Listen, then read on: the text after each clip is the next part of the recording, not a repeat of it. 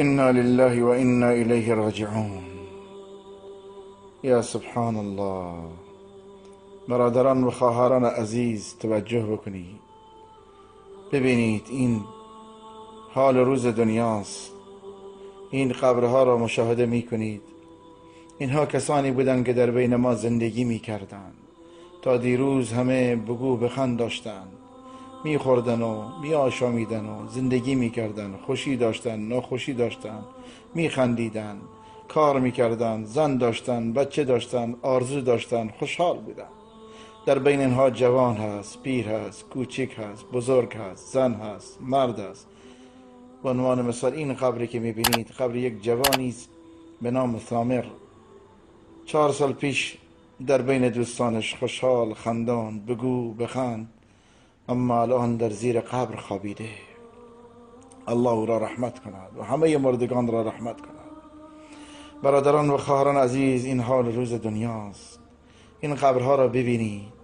ای کسی که دل به دنیا بسته ای، دلت به دنیا خوشه، به زینت‌های دنیا، به خوشی‌های دنیا.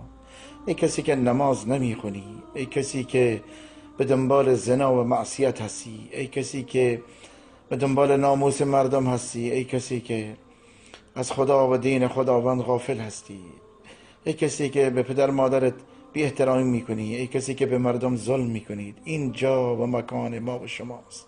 این قبرها را ببینیم.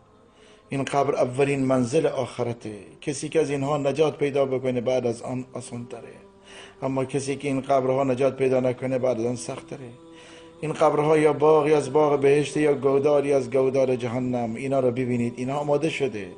معلوم نیست که نصیب کسی باشه، من باشم، شما باشید. ببینید این خانه ماست، این جایگاه ماست. ما در اینجا میخوابیم.